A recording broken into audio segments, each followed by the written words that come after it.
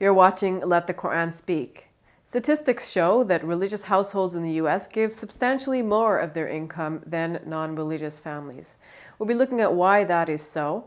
Is there some sort of philosophical underpinning for giving that religion has that others who don't profess to a religion might not have? We'll be looking at that now. Brother Shabir, is there some sort of reason why religious individuals might want to give more than non-religious individuals? The obvious reason would be that religion encourages giving. There is a philosophical system here to which the person of religion subscribes. A person feels it as an obligation, as a duty, whether this is conceived of as being out of the love of God, out of the love of humanity, out of a certain sense of duty, maybe even a fear of punishment from God, or a hope for a reward from God in the life hereafter. All of these ideas come together to impel the believer to give in charity, even though everybody loves wealth, everybody wants to keep it. Little children say, gimme, this is mine. It seems to be inbred in people to have a sense of ownership, possessiveness, a desire for things. And yet we do have this value that is giving. Like generally in society, there is this emphasis on being generous towards others, being helpful, caring about the welfare of others. You mean regardless of belief in God? Regardless of religion or not. Yes, and the Islamic purview, in fact, brings that into its view, because in the Islamic way of viewing things, we believe that God created everyone with a certain basic sense of differentiating between right and wrong. So there's a basic moral instinct built into every person. So regardless of religion or not, people will be moral beings. People will have great ideas and look forward to ideals rather than to just the basic human instincts that we share with the animals. I mean, we share with the animals the instinct for survival. A person wants to get things for himself, wants to secure benefits for himself or herself.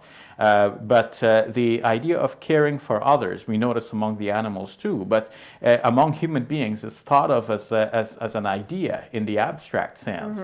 And that too we believe to be a part of what God has imbued every human being with. But I sense that what you're saying is that if someone doesn't want to do that, like despite this value that we have that giving is good, if someone doesn't want to do that, but they're religious, they might feel that they have an obligation to do that.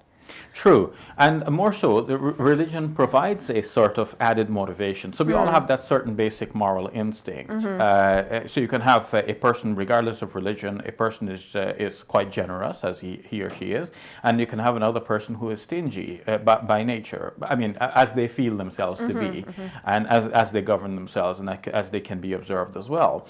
But if we take the same two persons and we teach them religion, then the generous person will become more generous. And the stingy person will become somewhat generous. In fact, you could have a complete change of the stingy person, where the stingy person now becomes entirely generous because he or she is so motivated by the religious teachings. So these teachings provide this certain ideal, whereas outside of the religion, if we take the religion away, well then how can you appeal to the stingy person? If somebody says, look, I don't believe in God, I believe this one life to live, we just here by chance, and I just happen to be one of the lucky persons, I have good things in my possession to enjoy, why should I have to share it with anybody? Now, how would you tell, what can you say to this person? You can't appeal to this person and say, well, you could have been, in another position and you need help from others, because he can just very well reply, well, something has smiled at me and I'm here, I'm happy. And the other situation you're talking about is hypothetical, and it just hasn't happened and will not happen. Here I am in possession of my goods. Why should I not enjoy it myself? Why should I give it to somebody else? Well, religion says that God has given it to us, and given it to us for a purpose. Part of that purpose is that we are being tested by it. Are we going to be willing to share it out of the love of God and for the love of fellow human beings, and so on?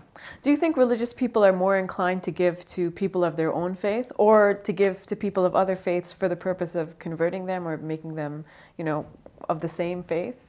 I think it is natural that people start their charity at home. And there is a common saying, charity begins at home. If you are not charitable to the people around you, then how can you be expected to be charitable to others? In fact, it will be a kind of a contradiction if you ignore the people who are around you and you give far and wide. So it should flow out with a rippling effect. So naturally, the people around you include the people who pray together with you. They're there together with you in the same social circles, whether in the mosque or at the university or some other social circle where you happen to meet friends.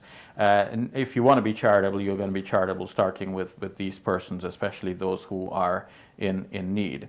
It is also possible that some people of religion use charity for the purpose of winning others to the faith.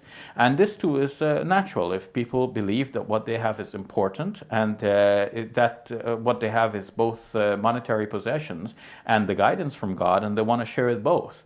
So if they can find a way to share both at the same time, many people may do this. So it is not reprehensible from that perspective. One, from an atheistic point of view, can say, well, you religious people are just using your charity for your, for some ulterior motive. But if we explain it right, then it is not an ulterior motive. It's not for me to benefit by somebody else getting the guidance. It's the guidance that I already have that I feel compelled to share with somebody who doesn't already have it. Just like I want to share my money, I feel that the guidance is even more important than the money. And I want to pass over this guidance to the other person if that is at all possible. Okay, thank you for that, Brother Shabir. You're welcome. We'll go to a commercial break. When we return, domestic violence.